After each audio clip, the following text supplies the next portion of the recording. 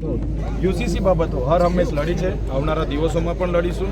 આ વખતે આમ આદમી પાર્ટીને જનતા સાથ સહકાર આપશે તો ડબલ તાકાતથી લડીશું અને અમને પૂરો વિશ્વાસ છે કે આ તાલુકા અને જિલ્લાની જે નગરપાલિકાની ચૂંટણી છે એમાં આ વિસ્તારમાં આમ આદમી પાર્ટી પૂર્ણ બહુમતીથી પોતાની બોડી અને પોતાના પ્રમુખ બેસાડશે।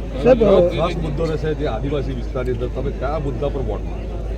આદિવાસીની વિસ્તારની પરિસ્થિતિ તમે જોઈ છે। આજે પણ અમારે શિક્ષકો માટે લડેંગે જીતેંગે જિંદાબાદ મુર્દાબાદ, શાળાઓ માટે લડેંગે જીતેંગે, રોડ માટે લડેંગે જીતેંગે, બધી પ્રાથમિક સુવિધાઓ અમને નથી મળતી। એક બાજુ ખેડૂતોને સિંચાઈનું પાણી નથી મળતું, વીજળી નથી મળતી, એક બાજુ અમારા બાળકો જ્યારે ભણી ગણીને પરીક્ષા આપવા જાય છે એના પેપરો ફૂટી જાય છે।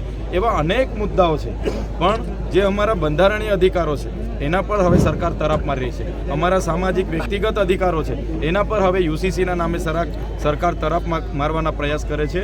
ત્યારે જનતાને જાગૃત કરીને સાથે લઈને એમના ન્યાય માટે હર હંમેશા અમે લડીશું। 55 કરોડના બીજી વાત કરી કે જો સરકાર અમારી જે વાતો છે જમીનો હડપવાની અને પાડી અને ધારિયા કાઢવાની નોબત આવશે તો સરકારને મંચ પરથી પૂરી ચીમકી આપો છો? અમે આપના માધ્યમથી સરકારને કહેવા માગીએ છીએ કે આદિવાસી સમાજે દેશની આઝાદીમાં ખૂબ મોટું યોગદાન આપ્યું છે। આઝાદી પછી પ્રદેશ અને દેશના વિકાસમાં પણ ડેમો આવ્યા, કોરિડોર આવ્યા, રોડ રસ્તા આવ્યા, હાઇડ્રો પ્રોજેક્ટ આવ્યા, આંબા ડુંગર જેવા યુરેનિયમ પ્રોજેક્ટ આવ્યા, જીઆઈડીસી બધામાં જમીનો આપી છે। પછી પણ આદિવાસીઓ માટે આજે લડેંગે જીતેંગે જિંદાબાદ મુર્દાબાદ જ કરવાનું અમારે હોય તો હવે અમે સહન કરવાના નથી। હવે જો હાઇડ્રો પ્રોજેક્ટના નામે અમારા ખેડૂતોની જમીનો લેવા માટે જે કલેક્ટર એસપી પોલીસને લઈને આવે છે ત્યારે એમને કહેવા માગીએ છીએ કે અમારા આદિવાસીઓને છંછેડવાનું કામ કરશો તો એ ચાહે પોલીસ ખાતું હોય, જંગલ ખાતું હોય, અમે જે દિવસે રોડ પર ઉતરીશું તે દિવસે પાડલિયામાં જે આદિવાસીઓએ કરી છે એ પ્રકારની અહીંયા પણ થશે। સાહેબ 55 કરોડના ખર્ચે જે નર્મદાથી છોટાઉદેપુર પાણી લાવવાનો પ્રોજેક્ટ છે એને લઈને શું કહેશો?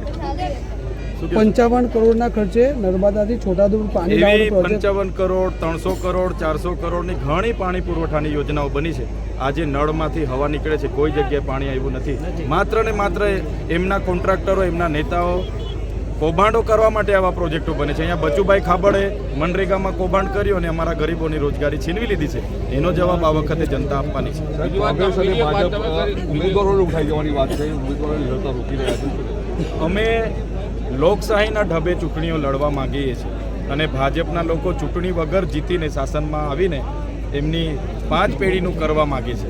ત્યારે લોકશાહી બચાવવા માટે અમે લડીએ છીએ। ભાજપે જે પ્રકારે ઉમેદવારોને ડરાવી ધમકાવી ફોર્મ ખેંચવા માટે કિડનેપ અને હાઇજેક કર્યા એ લોકશાહીનું પતન છે, લોકશાહીની નીચલા સ્તરની રાજનીતિ છે। અમારે કોઈને ઉઠાવવા હોય તો અમે બી 15-20 જણને અહીંથી ગાયબ કરી દઈએ, હોદેલા ના મળે, પણ અમે એવું કરવા નથી માગતા। બાકી ભાજપવાળાને અમારે ગાયબ કરવા હોય તો કરી દઈએ, પણ અમે લોકશાહીમાં લોકોનો અધિકાર છીનવવા નથી માગતા। એટલે જે પણ ભાજપે આ પ્રકારનું ગુજરાતમાં કર્યું છે એનો જવાબ ગુજરાતની જનતા આપશે। વાત છે તમે પંચ પર એવું કીધું કે ભાજપવાળાના પૈસા લઈ લેજો, ભાજપવાળા પૈસા વેચી કોઈ કપાસ વેચીને કે મકાઈ વેચીને લોકોને પૈસા આપવા નથી આવવાના। બધા કૌભાંડ કરીને ભ્રષ્ટાચાર કરીને ભેગા કરેલા પૈસા જ આ ચૂંટણીઓમાં ઘર